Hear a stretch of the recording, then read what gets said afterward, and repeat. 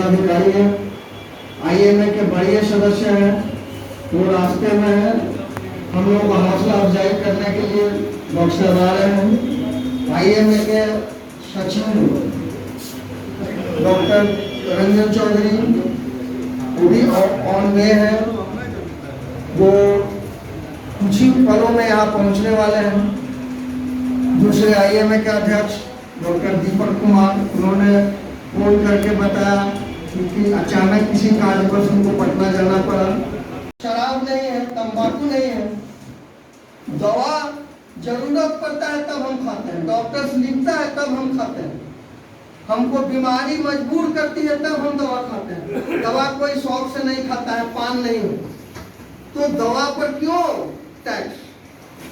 आपको दवा पर जीरो जीएसटी दीजिए और आम लोगों को राहत दीजिए। दूसरी, एक तरफ आप जीरो जीएसटी करके राहत दीजिए और दूसरी जो मालिक लोग यहाँ दवा बनाने के कंपनियां चला रहे हैं उनको निर्धारित कीजिए कि आप ये बताइए कि कितना % का मुनाफा लेना चाह रहे हैं। डॉक्टर्स लोग के यहाँ जाकर किस हिसाब से मार्केटिंग करेंगे, तो क्या हुआ? तो अगर आप यूनिफॉर्म कोड अगर नहीं लाएगा तो मतलब क्या, वो कंपनियां चिंता रहेगी कि हमको कौन डॉक्टर से कहाँ ज्यादा फायदा है। तो डॉक्टर फ्रेटर्निटी में एक झमेला, एक झगड़ा और अनरिक्वायर्ड, अनवांटेड, जहाँ जरूरत नहीं है वो मेडिसिन को लिखवाया जाएगा। तो क्यों नहीं लागू हो रहा है यूनिफॉर्म कोड? फार्मास्यूटिकल्स मार्केटिंग के लिए आज तक लीगलाइज क्यों नहीं किया गया? रिप्रेजेंटेटिव है बेगूसराय से रंजन जी, और आज के जो चल रहा है Bihar Jharkhand state representative union का जो बैठक चल रहा है, जो समीक्षा चल रही है, उस सिलसिले में बात करते हैं। जी बताएं। पूरा नाम, परिचय। मेरा नाम रंजन चौधरी है। रंजन चौधरी मेरा नाम है और हम CDA के तरफ से BSSR यूनियन के कन्वेंशन में शामिल होने के लिए आए हैं। एक्चुअली कोविड काल में सरकार द्वारा मेडिकल रिप्रेजेंटेटिव और दवा दुकानदार को फ्रंट लाइन वर्कर के रूप में मान्यता नहीं देके बहुत से दवा दुकानदार साथी और मेडिकल रिप्रेजेंटेटिव अपनी जान गंवा चुके। सरकार की इस नीति के खिलाफ जो कि मानवतावादी नहीं रही, इसीलिए आज बेगूसराय में मेडिकल रिप्रेजेंटेटिव का संगठन BSSR यूनियन इस कन्वेंशन को रखा है, जिसमें BCDA IMA के सारे लोग शामिल हुए। BCDA के तरफ से हमको भेजा गया है और इस कन्वेंशन BCDA की तरफ से क्या मांग है आपका सरकार से? फ्रंट लाइन वर्कर के रूप में दवा दुकानदार को शामिल किया जाए। तीसरे, कोरोना का भी देखा जा रहा है कि दस्तक हो चुका है। आपको पता होना चाहिए कि 2 स्टेट में लॉकडाउन भी शुरू हो गया है। 7 दिन 10 दिन का लॉकडाउन मिजोरम में लग गया है। तो अब ये थर्ड फेज से रिलेटेड आप लोग जो एसोसिएशन है, आप लोग किस तरह से मदद कीजिएगा? हमारा संगठन हमेशा से सरकार के साथ में रहा है। पिछले बार भी ऐसी परिस्थिति बनी, सारे लोग मैदान में थे, घर में छिपे हुए थे, लेकिन हमारे साथी कान खोल के अपनी जान गंवा के जनता की सेवा के लिए मैदान में थे। और इस बार भी वही रहना चाहते हैं, लेकिन दुर्भाग्य है बिहार सरकार का, अभी तक उसे फ्रंट लाइन वर्कर किसी भी दवा दुकानदार को शामिल नहीं किया। ठीक है, धन्यवाद। ये बात तो सही है भाई। हम लोग बैठक में आप शामिल हुए हैं, क्या आप लोग का क्या मांग है सरकार? देखिए, पहले परिचय मैं अजय कुमार, BSSR यूनियन का मैं केंद्रीय कमेटी का उपाध्यक्ष हूँ और आज के इस कन्वेंशन में हमको भी एक अतिथि के रूप में भाग लेना है, लेकिन कुछ व्यक्तिगत कारणों से थोड़ा लेट हुई। मुख्य मांगे जो हमारी है, ऑलरेडी BCDA के पदाधिकारी ने बताया कि पहला तो चीज़ है, इस कोविड के काल में भी जब हम लोग एक्सपोज जो हैं इन्फेक्शंस के, उसके बाद भी अभी तक हम लोगों को फ्रंट लाइन वर्कर्स के रूप में दर्जा नहीं मिला है। ये एक दुख की बात है।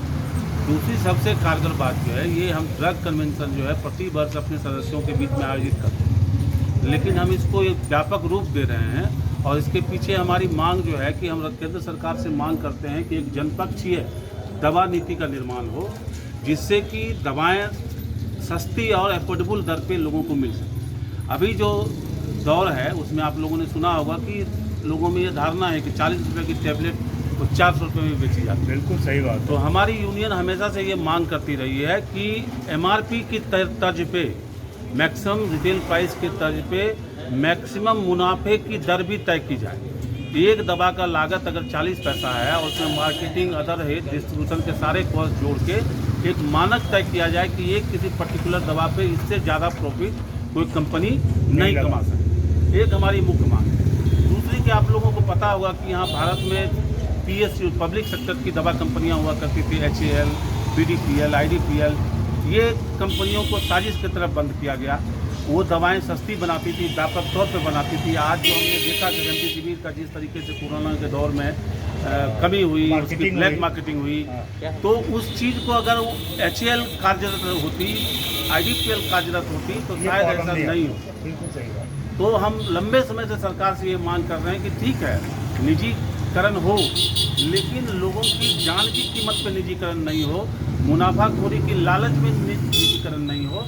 और अभी जो दौर यही है कि स्वास्थ्य के क्षेत्र में दवा का उत्पादन हो, चाहे हेल्थ केयर सेक्टर हो, उसमें निजीकरण को बढ़ावा दिया जा रहा है।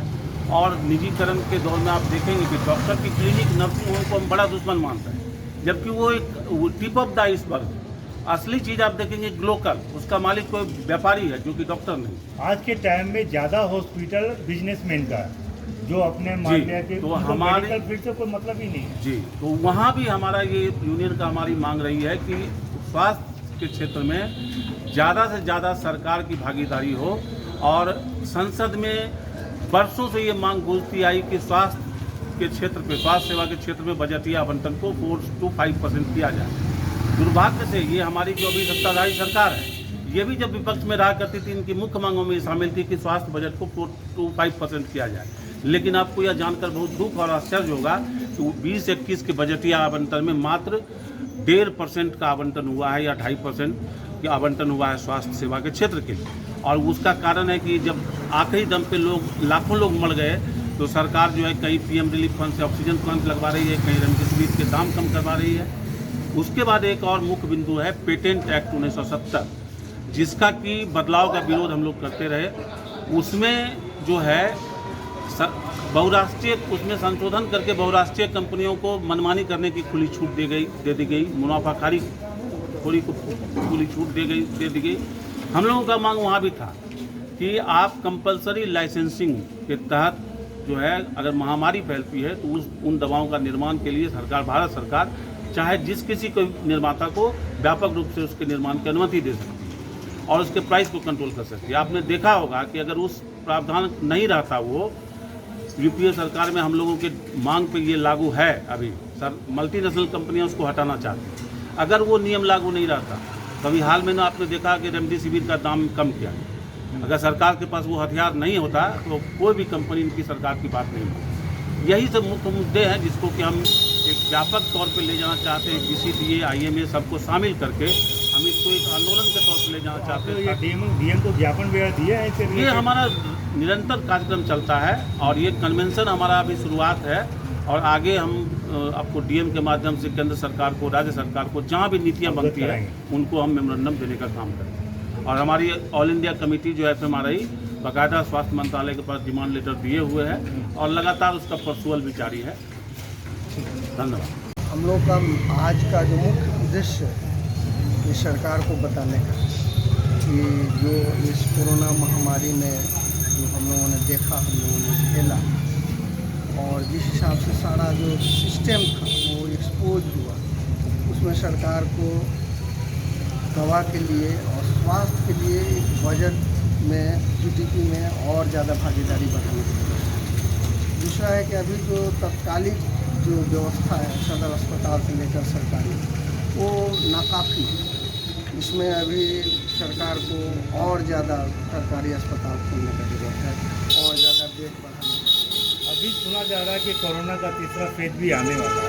एकदम ये बड़े बड़े जो जानकार लोग हैं, जो रिसर्चर लोग हैं, वो बता रहे हैं। और यूरोप के कुछ देशों में स्वयं आपको पता है कि इंडिया में 2 स्टेट लॉकडाउन लगा चुका है, 7-7 दिन 10-10 दिन का। मिजोरम में लग चुकी है।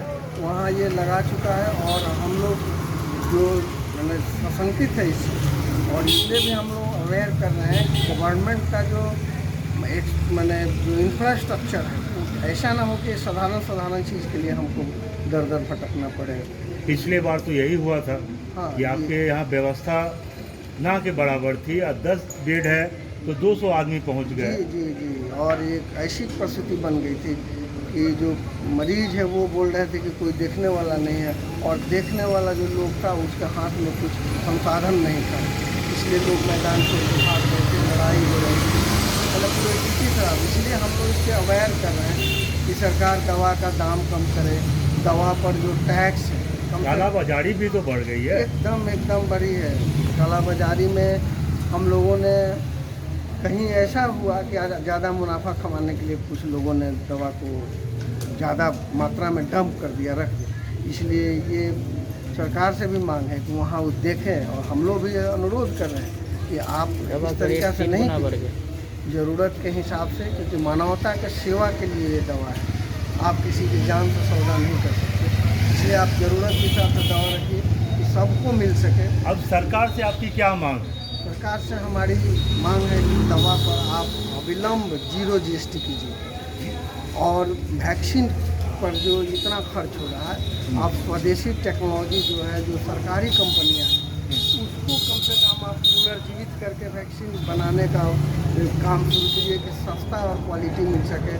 और इतना दिन से जो सरकारी दवा बनाने वाली कंपनियां बंद पड़ी है, उसको चालू शुरू कीजिए। दवाई का प्रोडक्शन बढ़ाया जाए, डॉक्टरों का ज़्यादा बहाली किया जाए, और स्वास्थ्य कर्मचारी। अभी का जो रिकॉर्ड है 10,000 पे एक डॉक्टर भी नहीं है शायद। यहाँ तो 15,000 पर भी एक डॉक्टर नहीं है, जो रिपोर्ट है भारत में।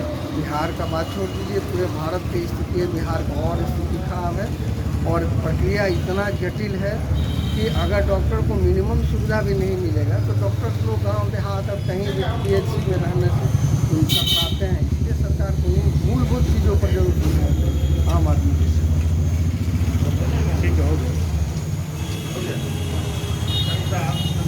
नमस्कार, प्रणाम। मैं हूँ प्रियंका महाराज, और द फोकस चैनल के तरफ से आप सभी को यही कहना चाहूँगी कि कोरोना का पीरियड है, घर पे रहें, सुरक्षित रहें, और जो भी गाइडलाइन है उस पर अमल करें, ध्यान दें, और जैसा बताया जा रहा है सेम वैसा ही करें, क्योंकि घर पे रहेंगे तो सुरक्षित रहेंगे।